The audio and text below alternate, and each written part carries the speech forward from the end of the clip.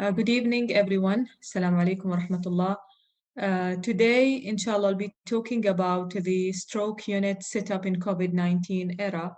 And actually, I'll be talking about the stroke system set up in COVID-19 era, starting from the pre-hospital care till we reach the end. And before I start my talk, I actually would like to thank the MENA organization for inviting me to this uh, lecture, and I'm really happy and glad to present it. And I know it's the last lecture of the day, so I hope it will be fruitful and everyone will enjoy it, inshallah. So this is my disclosure for today topic.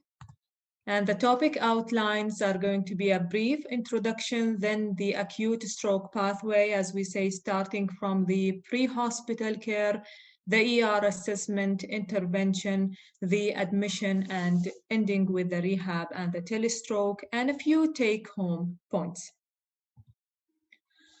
So we all know that COVID-19 pandemic actually changed our life dramatically. If it didn't change our life, we would not be meeting today virtually. And I hope that we will meet all soon in person. While this pandemic is occurring, actually, the emergency conditions are still happening. People are still having a stroke, and an access to stroke unit and stroke care is actually required. As of October 2021, a total of more than 240 million cases diagnosed with COVID-19 actually globally, and more than 4 million deaths happened all over the world. And this is according to the WHO dashboard. And if you looked at the dashboard from the WHO for the confirmed cases, starting from the early 2020 till now, you can see that actually we didn't reach a plateau and we didn't reach a stage where we can say that it's over. While the COVID-19 pandemic is still happening, we truly need a continuity of a comprehensive stroke care to be maintained all over. So the Canadian Stroke Best Practice actually released this paper during 2020, and it's talking about the COVID-19 pandemic and how to deal with it. And one of the very important messages that the stroke is still a medical emergency, irrespective of the presence of the pandemic. Yes, we need to raise the awareness of the people that stay home, stay safe, yes, during the pandemic, but not if you have stroke symptom. On the same time, the hyperacute stroke response team should be always there with a change in the workflow, definitely. The workflow will not be the same before and after the pandemic. So how we can achieve that? So starting from the pre-hospital care. So for the acute stroke care pathway, in the pre-hospital care, we definitely, as I said just before, that we need to raise the awareness of the stroke symptoms. And regardless of the pandemic, people need to go to the hospital. With that, actually at the beginning of the pandemic, many physician and hospital noticed that the number of patients presenting with a stroke decreased. And this is mainly, I would say, because people are afraid from contracting the COVID-19 if they seek a medical emergency or the medical care. On the same time, the social distancing may be a reason why those people are not identified or recognized. Definitely, the emergency personnel should screen even over the phone for the presence of COVID-19 symptom if he's going to pick the patient. What about in the ER? So once your patient reaches the emergency room, either through the EMS or either through their own car, I'm sure that most of the healthcare system, like here in Saudi Arabia, we have the screening tool for COVID-19, where we assist the patient in the triage if they have a specific score that will make them a suspected cases of COVID-19. So if you have a confirmed case in the ER of COVID-19 or a suspected patient based on the high score, or maybe that the patient has unclear history, the patient is aphasic, confused, found on the street alone. So in this case, you need definitely to put the patient in the isolation or the respiratory zone, and you need to apply the protected stroke code in those patients. For those who are unsuspected COVID-19, they are going to be managed in the non-respiratory zone through the standard stroke pathway. The last point here about the COVID-19 swab, should it be done for all patients or not? Actually, I would say it's different from one system to the other. If you are admitting the patient, and this is what is going to happen most likely for our stroke patient, like in the National Guard, we do swab all those admitted patients. But in the MOH, it's different. It depends on the score. If you think your patient has a high score and needs the swab, we will swab. If not, with a low score, so swab might not be done. So what is the protected code stroke? So this is from the American Heart Association, American Stroke Association. The protected code stroke that is going to be applied on the positive COVID-19 cases or the, as we say, suspected case. The most important thing that you need to wear your PPE, definitely, and you need to minimize the number of the people exposed to the patient. So instead of having the resident, the specialist, and the consultant, you will have only one specialized, I would say, or the most senior physician with the nurse, and outside the other team member with the safety lead. And this is very important. Wherever you are, minimizing the exposure is the key during the pandemic. So this is for the protected code stroke generally. So as we said, place your patient in the respiratory zone and utilize a separate CT scanner if it's suspected case. What about if we are thinking about IVTPA? Shall we perform the COVID swab before we take our patient to the CT scanner? Definitely not. Do not delay your patient for the swab. So then after that, we are still in the ER, but definitely the patient will need a CT chest or and a CT angio. So are we going to do with that a CT of the chest on the same time? I would say that there is a controversy on that, where the Canadian best practice, they actually say that amending an acute stroke CT angiography protocol to include the CT chest, the diagnostic value is uncertain. But when you look at another paper that is published by Dr. Qureshi, you can see that doing a concurrent CT chest for those patients might be really useful. And you can detect an abnormality up to 82% of the patient. I would say I will leave it to your judgment if you think it will delay your administration of TPA or it's going to take a time in interpretation. No one will interpret it maybe, so you can skip it. But if you think it will make a difference, just go for it. What about any further lab testing? If you think that your patient is a patient that needs an IVTPA, shall you order other lab tests before doing that? Like, let's say, what about the fibrinogen level? What about the LFT and the coagulation profile? We know that COVID-19 affects the coagulation of the patient, resulting in hypercoagulability. In other patients, increased risk of bleeding, so it's different. So again, there is a lot of controversy. The most of the hospitals, including our hospital, actually the Ministry of National Guard, we don't do any further testing that is different than our regular testing that we do for any stroke patient. But in other hospitals, like in USA, fibrinogen level is actually a must to be obtained before giving your patient TPA. I would recommend not going for further lab testing unless it's needed. Just like any other case. So shall we replace altiplase with tenecteplase because it's less time consuming, there is no infusion, it's just a bolus? Well, according to the Canadian best practice, it's not it's not the practice to do that. But I would say as a bridging therapy, we know that you can substitute tenecteplase for altiplase. So again, it will be just as your usual practice.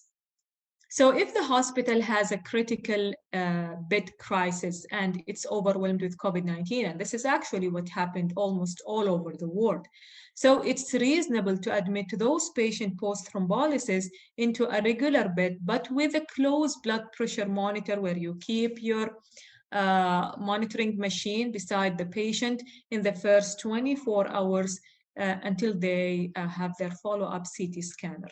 So changes can be made to accommodate those patients. What about the neurointervention? So if your patient had a large vessel occlusion, and this is actually common in patients with COVID-19 to have a large vessel occlusion and stroke in young.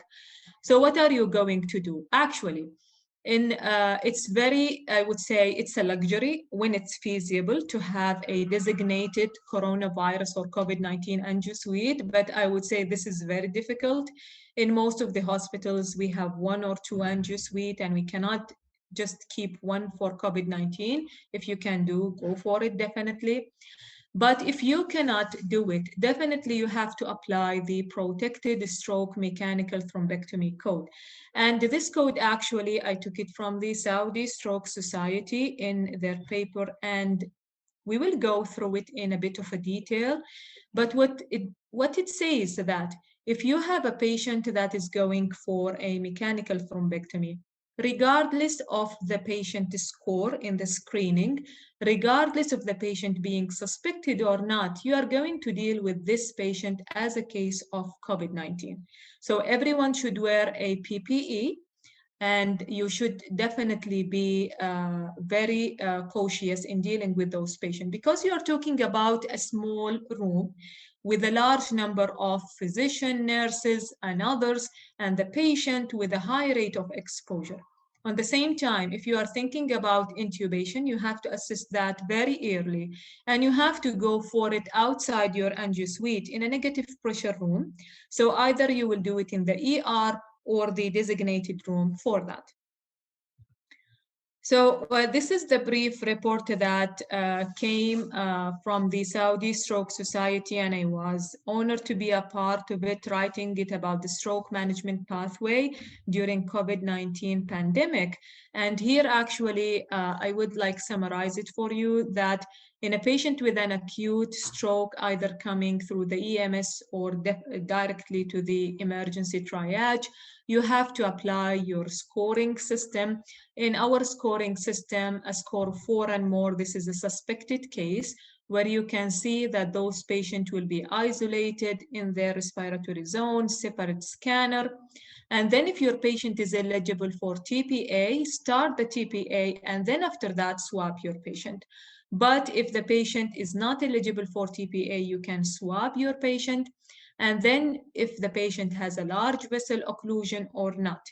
But here, for those unsuspected case, you can see that when we go through it, once your patient is suspected to have a large vessel occlusion or confirmed, and you are going for a mechanical thrombectomy, just wear a full PPE, and then at the end, admit the patient to a different unit according to the score. So now your patient is in the inpatient. What are we going to do?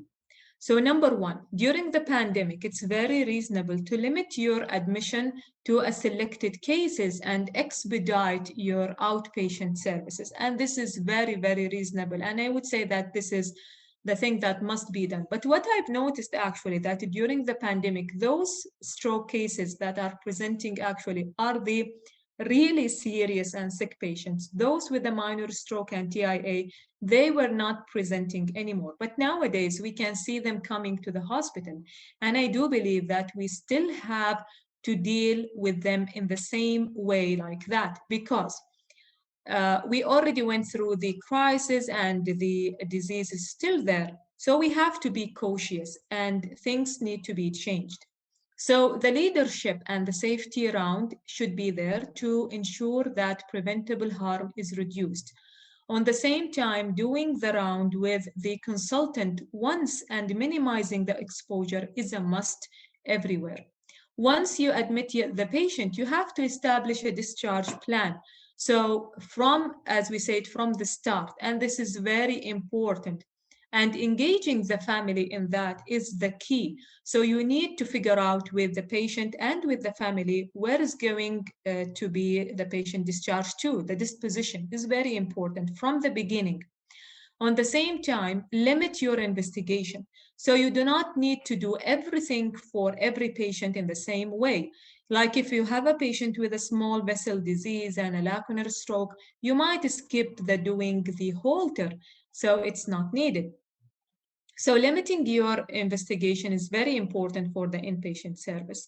But what about admitting the patient? So a priority, and this will be different, I would say, from maybe one system to the other. But in Saudi Arabia, we have the prioritization system, and this is also from the Saudi Stroke Society, that we have a priority one where those patients should be admitted, and we have other cases where they are considered uh, a case that can be dealt as an outpatient.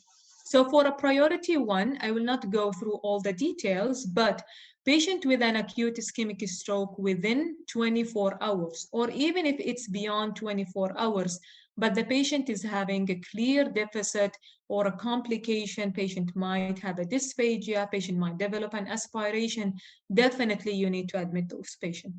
Or your patient had a TIA or maybe a stroke, but the patient is a candidate for maybe a revascularization. That's very important.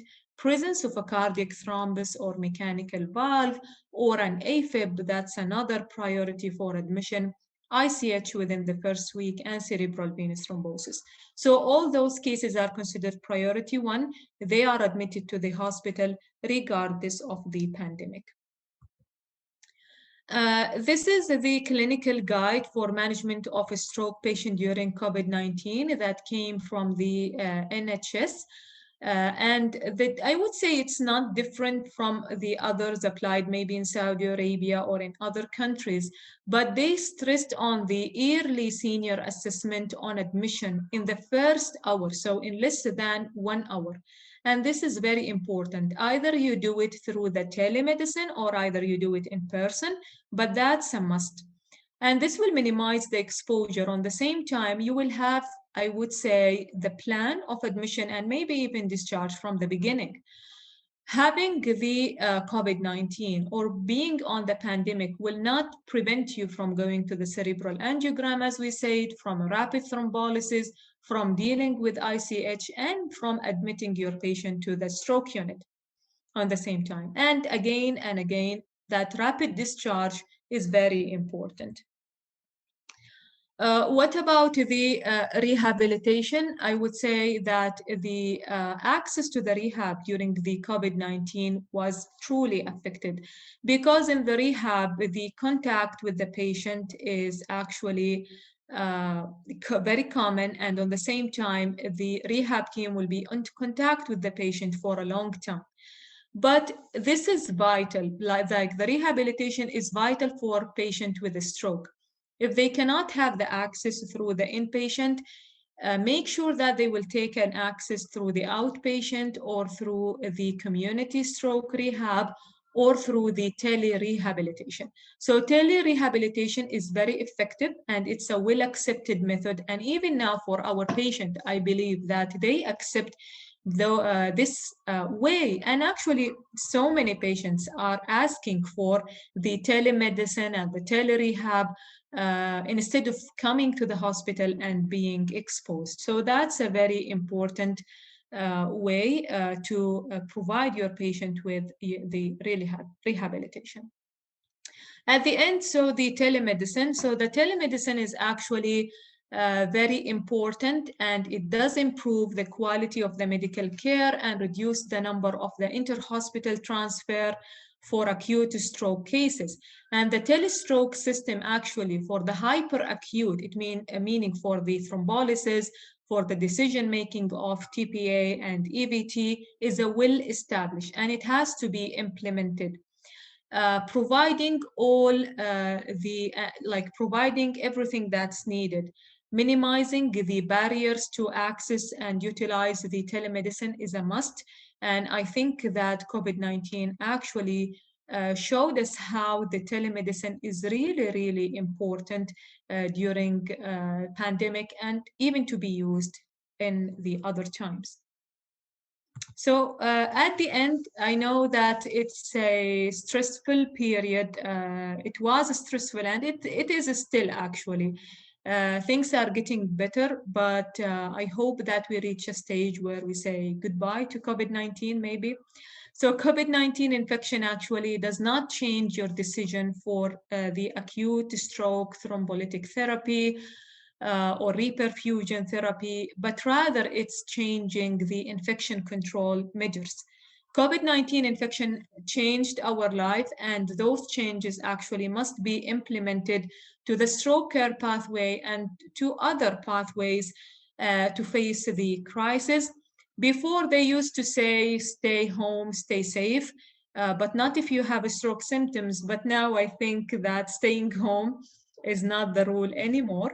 But stay safe as much as you can. And if you have a stroke symptom, definitely you need to come to the hospital. And here I reach the end of my presentation. Thank you so much for listening. And I'm ready for answering the questions.